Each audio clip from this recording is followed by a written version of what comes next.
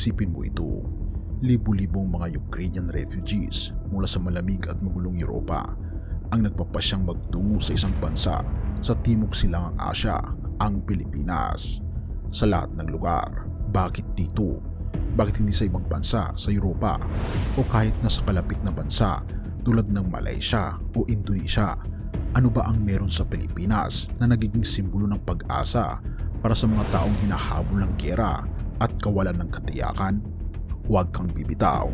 Sa bawat linya ng artikulong ito, unti-unti nating sisilipin ang mga dahilan kung bakit ang Pilipinas ay nagiging bagong tahanan para sa libu-libong refugees. At sa pagtatapos nito, malalaman mo kung paano ang simpleng diwa ng bayanihan ay nagiging pinakamalaking yaman ng bansang ito. Halika, atin itong pag-usapan, mga kaibigan. Kamakailan lamang, nag-announce ang Russia na kanilang titigmain ang Ukraine sa pinaka-maximum nito na puwersa at ang UK at NATO sa leadership ni Biden ng United States of America ay nagpalipad ng rocket missile patungong Russia at nag-umpisa na ang Phase 1 ng World War III. Kaya nga naman, kawawa mga kaibigan ang mga Ukrainians dahil pumasok na sa ika-1,000 na araw ng digmaan ng Ukraine kontra sa Russia. Ngunit bakit nga ba nais ng mga Ukrainians na pumunta sa Pilipinas?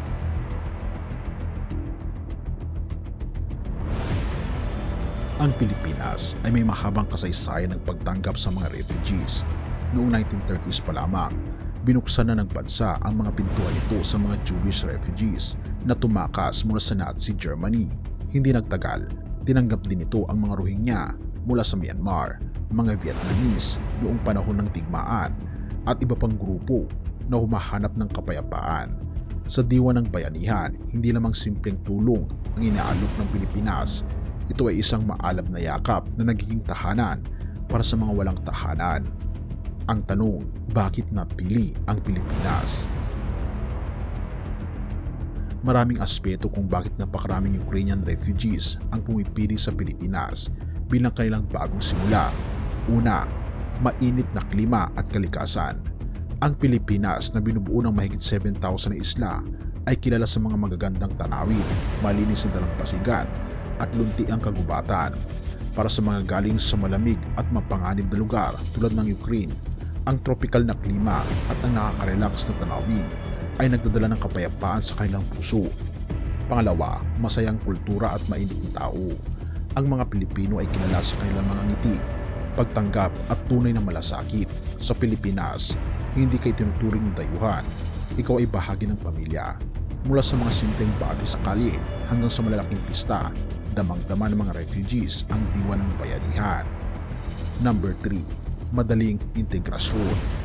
Sa halip na harapin ang mahigpit na sistema at bureaucratic challenges ng ibang bansa, ang Pilipinas ay nag-aalok ng mas maayos at mas madaling proseso ng integration. Bukod dito, ang mababang gastusin sa pamumuhay ay nagbibigay ng abot-kayang simula para sa mga pamilya. Bayanihan, ito ang puso ng Pilipinas. Ang konsepto ng bayanihan ay malalim na nakaugat sa kulturang Pilipino. Ang salitang ito ay nangangahulugang pagtutulungan ng komunidad upang malampasan ang mga hamon. At ito ang eksaktong dahilan kung bakit ang mga Ukrainian refugees ay hindi lamang tinanggap kundi niyayakap ng bansa sa mga simpleng paraan tulad ng pagbibigay ng pagkain, tulong pinansyal at pag-aalok ng trabaho. Binubuo ng mga Pilipino ang isang komunidad kung saan ang bawat isa ay may puwang. Ang pagtulong ay hindi obligasyon kundi isang paraan ng pamumuhay. Kamakailan lamang ay pinuntahan ni Ukrainian President Volodymyr Zelensky si Pangulong Bongbong Marcos Jr. na humihingi ng tulong at nakita niya ang kagandahang loob ng isang mamamayang Pilipino dahil ang tunay na kayamanan ay ang mga tao ng Pilipinas. Habang maganda ang mga tanawin at kaaya-ayang klima, ang tunay na yaman ng Pilipinas ay ang mga tao nito. Ang kanilang likas na malasakit at pagiging maalalahanin ay nakikita sa bawat pakikitungo sa mga refugees. Ang simpleng pagtulong ay nagiging isang malalim na koneksyon na nagdudulot ng bagong pag-asa sa mga tao. Ano naman ang papel ng gobyerno at ng komunidad? Hindi lamang ito tungkol sa mga tao. Ang gobyerno ng Pilipinas ay aktibong tumutulong sa mga refugees sa pamamagitan ng pagbibigay ng extended visas, pag-aalok ng healthcare access, pagbibigay ng oportunidad sa edukasyon. Bukod dito, ang mga non-profit organizations, simbahan at mga ordinaryong Pilipino ay nagkakaisa upang magbigay ng suporta mula sa mga pangunahing pangangailangan hanggang sa pag-aaral ng wika. Hindi lamang ang mga refugees ang nakikinabang.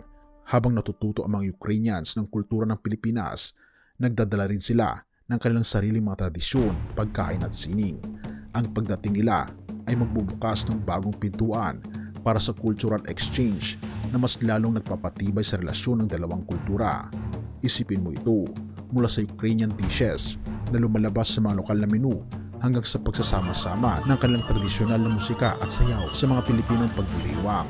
Ang mga interaction ito ay hindi lamang nagtatanggal ng mga stereotype, kundi nagtatayo ng mas malalim na pagkakaintindihan at ang inspirasyon ng Pilipinas sa buong mundo.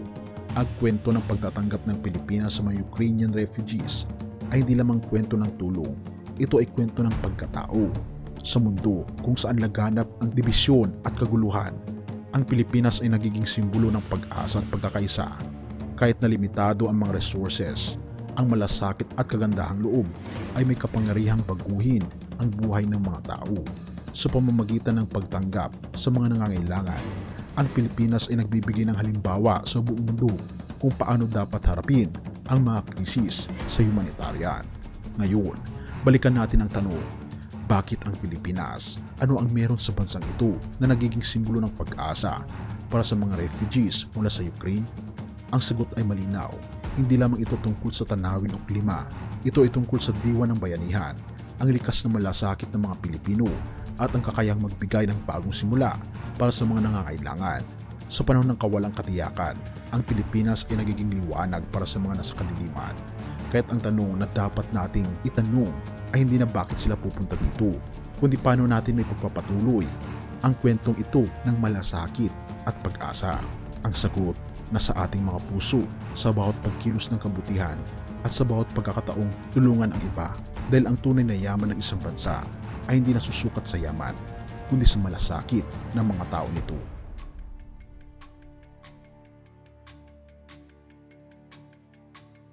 Sa gitna ng lahat ng ito, ang pagtanggap ng Pilipinas sa mga Ukrainian refugees, ang malasakit ng mga tao at ang pagbubuo ng mga bagong simula.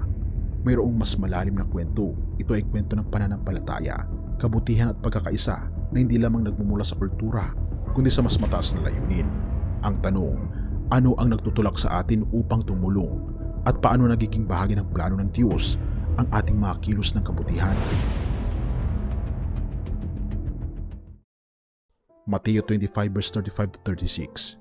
Sinabi ng ating Panginoon Hesus, sapagkat ako'y nagutom at ako'y inyong pinakain, ako'y nauhaw at ako'y inyong pinainom, ako'y isang dayuhan at ako'y inyong pinatuloy, ako'y walang maisuot at ako'y inyong dinamitan, ako'y nagkasakit at ako'y inyong dinalaw, ako'y nabilanggo at ako'y inyong pinuntahan.